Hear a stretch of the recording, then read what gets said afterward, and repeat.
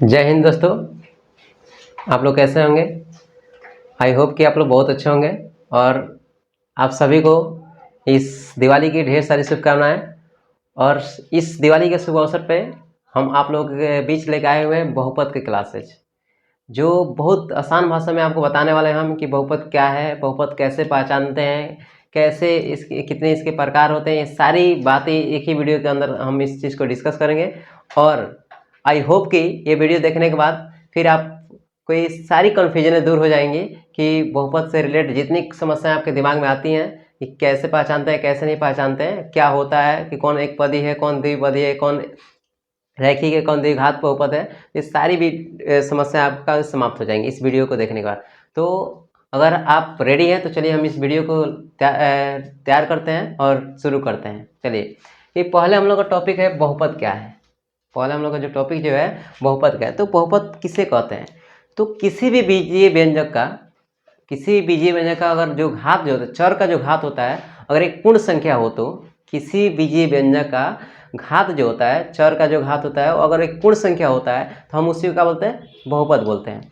चलिए इस चीज़ को हम लिख देते हैं कि किसी भी चलिए इसको हम ब्लैक वाले मार्कर से लिखते हैं कि किसी भी बीजीय व्यंजक का घात, किसी बीजीय व्यंजक का घात एक पूर्ण संख्या हो तो उसे बहुपद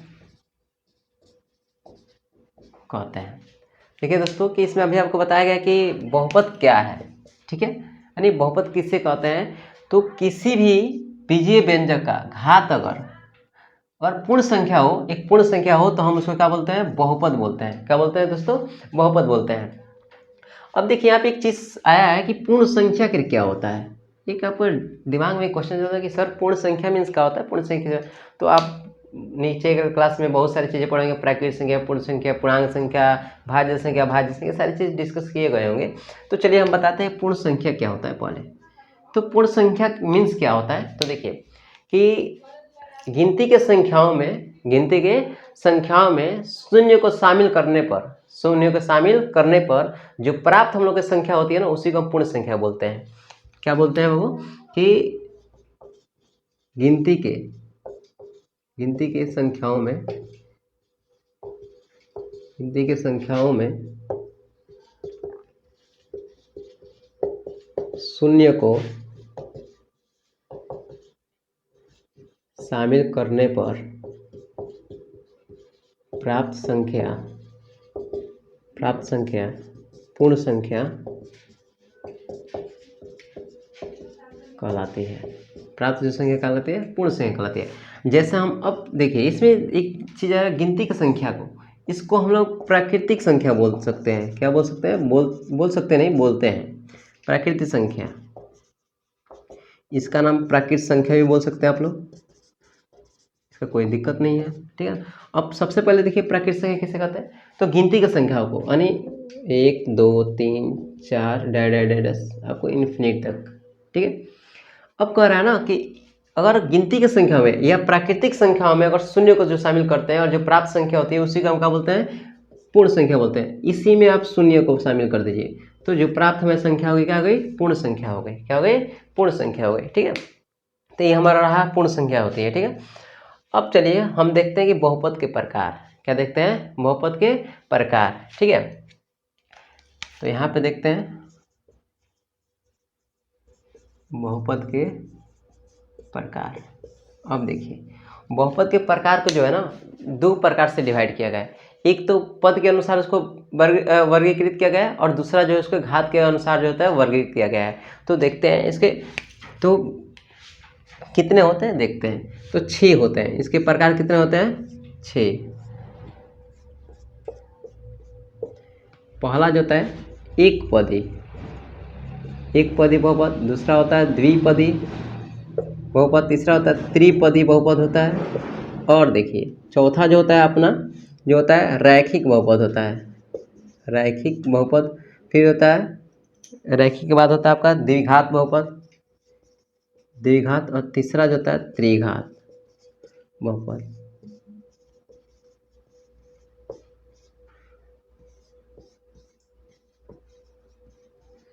चलिए अब देख लीजिए कि हम 6 इसके प्रकार को लिखे हैं बहुपद के। अब इसके जो होता है किसके किसका आधार है, तो जो ये 3 आप देख रहे हैं ना, एक पदी, द्विपदी और त्रिपदी, इन तीनों को किसके अनुसार बांटा गया बाबू, पद के अनुसार बांटा गया है। किसके अनुसार, पद के अनुसार, ठीक है। और ये तीनों को आप देख रहे हैं ना, जो रैखिक है, द्विघात है और त्रिघात है, इसको बांटा गया है घात के अनुसार बांटा गया है। किसके अनुसार बांटा गया है, घात के अनुसार इसको बांटा गया है। कि पद के अनुसार हमारे कितने होते हैं बहुपद और घात के अनुसार कितने होते हैं, तो घात के अनुसार 3 होते हैं बहुपद और पद के भी अनुसार कितने होते हैं, 3 होते हैं। और टोटल मिला कितने होते हैं बहुपद के प्रकार, 6 होते हैं, ठीक है। तो आई होप कि इतना चीज़ आप समझ गए होंगे। अब हम देखते हैं कि पद के अनुसार जो बहुपद होता है उसको कैसे हम लोग पहचानेंगे। तो चलिए देखते हैं कि यहाँ पे देखते हैं पद के अनुसार बहुपद, ठीक है। तो पद के अनुसार अभी हम लोग देखें कि बहुपद कितने होते हैं, तो पद के अनुसार 3 होते हैं। पहला होता है पद के अनुसार एक पदी, और दूसरा होता है द्विपदी, और तीसरा होता है त्रिपदी। चलिए अब हम देखते हैं कि एक पदी बहुपद किसे कहते हैं। कि वैसे बहुपद जिसमें पदों की संख्या 1 हो, जिस बहुपद में पदों की संख्या 1 होती है उसको हम क्या बोलते हैं, एक पदी बहुपद बोलते हैं, ठीक है।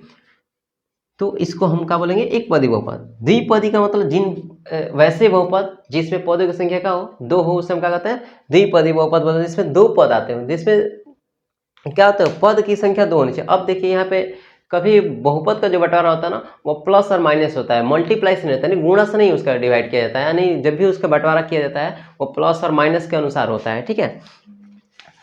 तो एक पदी बहुपद जो होता है, एक पदी बहुपद किसे है, जिसमें पद 1 हो, ठीक है। और दूसरा कहेंगे कि जिसमें पदों की संख्या 2 हो, और तीसरा कह रहा है त्रिपदी।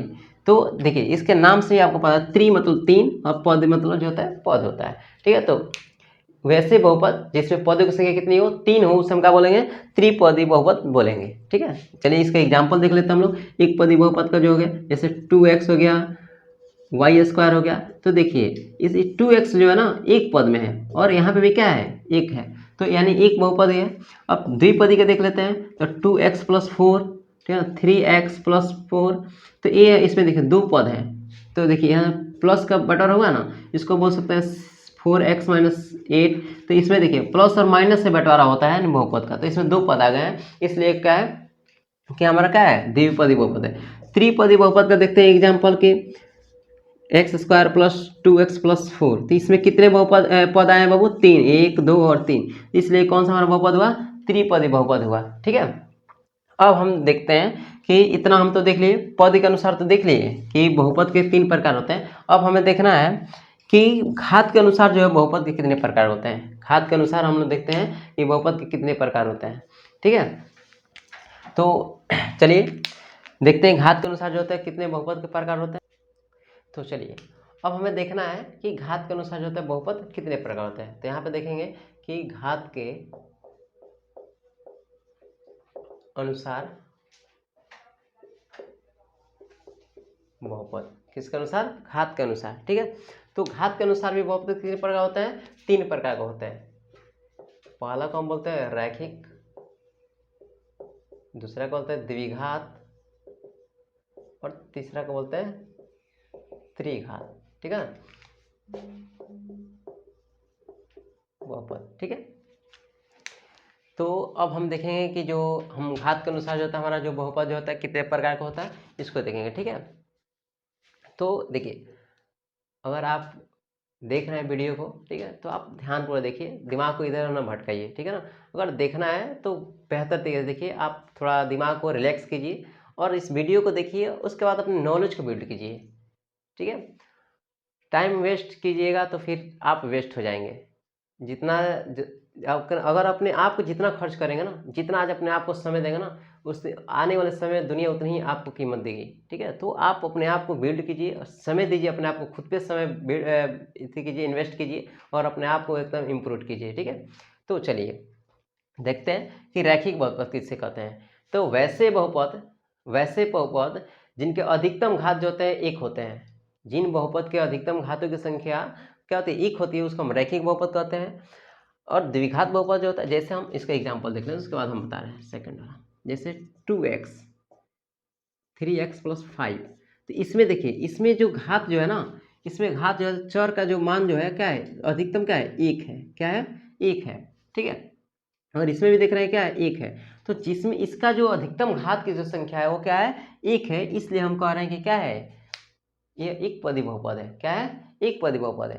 उसके बाद कह रहा है कि द्विघात बहुपद, वैसे बहुपद जिसमें अधिकतम घातों की संख्या तो 2 होती है, उससे हम क्या कहते हैं, द्विघात बहुपद बोलते हैं। जैसे इसको बोल सकते हैं 2x² + 3x + 5। तो बताइए इसमें जो है घातों की संख्या कितनी है, यहाँ पे तो 1 है और यहाँ पे क्या है, 2 है। तो इसमें अधिकतम घात की संख्या कितनी है, यानी घात की संख्या कितनी है, 2 है, क्या है, 2। इसलिए हमारा कौन सा बहुपद हो गया, द्विघात बहुपद हो गया। कौन सा बहुपद हो गया बच्चों, द्विघात बहुपद हो गया, ठीक है। अब हमें देखना है त्रिघात बहुपद क्या होता है, ठीक है। त्रिघात बहुपद को हम देखेंगे कि क्या होता है। तो वैसे बहुपद जिसमें घातों की संख्या जो है 3 होती है, अधिकतम घातों की संख्या कितनी होनी चाहिए, 3 होने चाहिए, वैसे बहुपद को हम क्या बोलते हैं, त्रिघात बहुपद बोलते हैं। जैसे त्रिघात बहुपद को हम लोग देख रहे हैं, ठीक है ना, 3x³ + 4x² + 5x + 8। तो देखिए इसमें कई पद मिले हुए हैं, ठीक है, और मिलाए हुए हैं, और इसमें अधिकतम जो घात की संख्या है ना वो क्या है, 3 है। और जब जिस अधिकतम घात वाले बहुपद को क्या बोलते हैं, त्रिघात बहुपद बोलते हैं, ठीक है। तो ये हमारा रहा घात के अनुसार बहुपद, ठीक है। अब देखिए इसमें थोड़ा सा एक बात याद आ गया कि चर और अचर, इन चीज़ को करना है थोड़ा, ठीक है, कि चर और अचर क्या होता है। यानी जो बहुपद जो होता है ना, अचर अचर दोनों से मिलकर बने होते हैं, ठीक है, इसमें दोनों से आ जाता है। तो चर आखिर क्या होता है और अचर क्या होता है। तो चर का मान यानी जिसका मान बदलता हो, उसे हम चर कहते हैं। यानी A to Z, ए से लेकर जेड तक की देखिए जितने अल्फ़ाबेट होते हैं उनके मान क्या होते हैं, बदलते हैं। जैसे आप निकालते हैं एक्स का मान निकालते हैं ना, तो कभी एक्स की वैल्यू जैसे 1 आती है, कभी 2 आती है, कभी 0 आती है, कभी 5 आता है, कभी 6 आता है। ये सारी देखिए बदलते रहता है। कभी वाई का मान 5 आ गया तो कभी 3 आ गया, कभी 2 आ गया। और अचर कहता है कि इसका मान जो होता है ना नहीं बदलता है। इसका मान क्या होता है, नहीं बदलता। जिसका मान नहीं बदलता हो, जिसका मान नहीं बदलता हो, ठीक है, जिसका मान नहीं बदलता हो, ठीक है। जैसे 1 2 3 डैश इन्फिनिटली, इसका मान 1 है तो 1 ही बोलेंगे उसको, 2 है तो 2 ही बोलेंगे, इसका मान नहीं बदलता है, ठीक है ना। तो अचर जो होता है क्या होता है, जिसका मान नहीं बदलता है, और अचर क्या होता है, जिसका मान बदलता हो, ठीक है।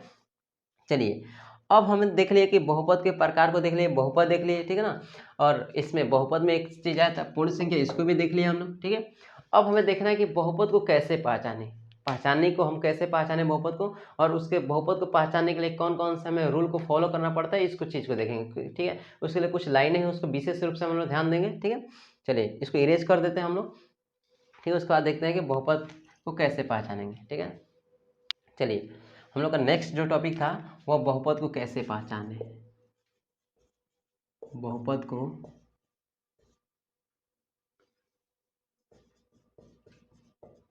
कैसे पहचाने, ठीक है। चलिए बहुपद को कैसे पहचाने, सबसे पहले बहुपद में देखते हैं कि जो प्रत्येक चर का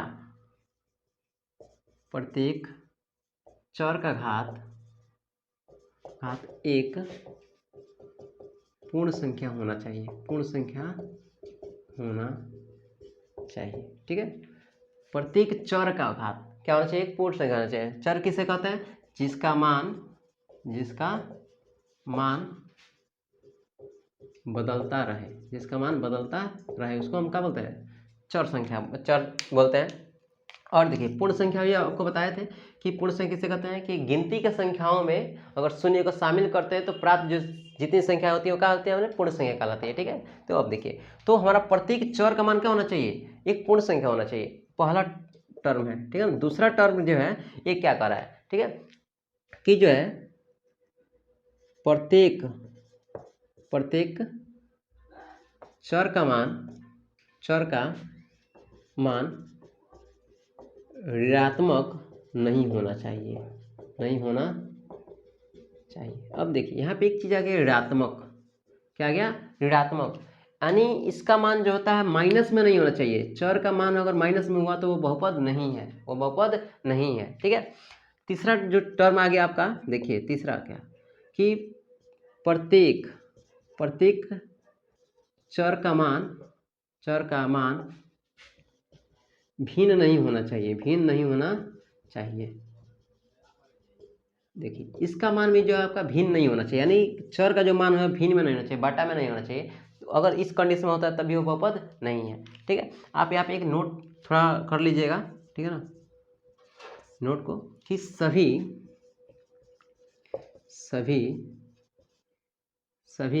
बीजीय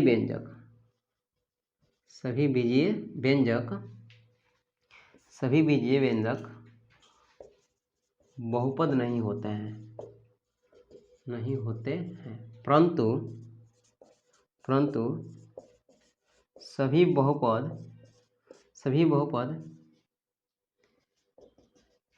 बीजीय व्यंजक होते हैं। क्या समझे? देखिए क्या कर रहे हैं, एक नोट बहुत जरूरी है, इस चीज को याद कर लीजिए। सभी बीजीय व्यंजक जो होते हैं बहुपद नहीं होते हैं, लेकिन सभी जो बहुपद जो होते हैं ना वो बीजीय व्यंजक जरूर होते हैं। जितने बहुपद होते हैं सभी बीजीय व्यंजक, लेकिन बहुपद हो चाहे ना हो, लेकिन वो व्यंजक है, एक बीजीय व्यंजक है, ठीक है। चलिए इस चीज को हम लोग देखते हैं, ठीक है। इस चीज को आगे देख लीजिए कि हम लोग 2x² + 4, देखिए इसमें जो है चर का मान क्या है? 2 है। चर का मान क्या है बाबू? 2 है। और 2 एक क्या है? पूर्ण संख्या है। 2 एक क्या है? पूर्ण संख्या है, इसलिए क्या है? यह बहुपद है। क्या है? बहुपद है। अभी आपको बताया कि प्रत्येक चर का मान, प्रत्येक चर का घात क्या होना चाहिए? पूर्ण संख्या होना चाहिए। अगर पूर्ण संख्या है तो क्या है? वह बहुपद है। जैसे यहाँ पे एग्जाम्पल देखते हैं हम लोग। एग्जाम्पल नंबर 1 देख लीजिए कि 2x² + 8, यहाँ पे चर का घात क्या है? 2 है, और 2 एक क्या है? पूर्ण संख्या है। क्या है? पूर्ण संख्या। इसको हम लोग क्या बोल सकते हैं? धनात्मक पूर्णांक भी बोल सकते हैं। धनात्मक पूर्णांक, क्या बोल सकते हैं? धनात्मक पूर्णांक भी बोल सकते हैं, ठीक है। अर्थात हम कह सकते हैं कि किसी भी बीजीय व्यंजक का घात जो होना चाहिए या तो पूर्ण संख्या होना चाहिए, या हम इसको बोल सकते हैं धनात्मक पूर्णांक बोल सकते हैं, ठीक है। अर्थात यहाँ पे देखिए 4x + 8, यहाँ पे देखिए इसका मान क्या है? 1 है, और 1 भी क्या है? एक पूर्ण संख्या है। 1 भी क्या है? एक पूर्ण संख्या के अंतर्गत आता है, इसलिए क्या है? हमारा बहुपद है। दूसरा एग्जाम्पल हो गया। तीसरा देखिए, तीसरा क्या है एग्जाम्पल कि 3x² + 7x का पावर 1/2 + 8। अभी आपको बताए हैं कि अगर प्रत्येक चर का मान, देखिए इसमें एक चर का नहीं देखना है, सभी चर जितने उसमें चर सबका घात को देखना है। तो प्रत्येक चर का मान जो होता है वो क्या होना चाहिए? भिन्न नहीं होना चाहिए, बटा में नहीं होना चाहिए। और इसका मान तो बटा में दे दिया, पूर्णांक 1/2 दे दिया, ठीक है। तो यहाँ पे क्या है? हमारा बहुपद नहीं है।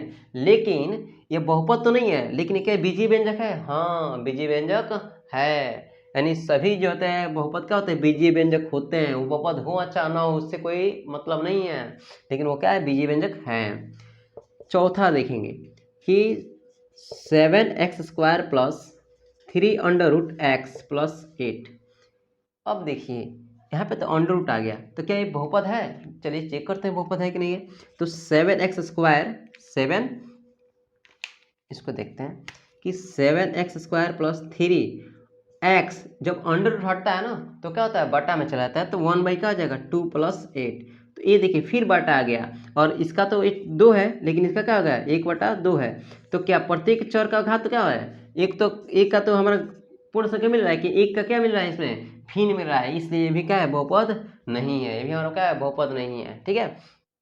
अब देखिए 5 नंबर देखते हैं कि 8x² + 2/x।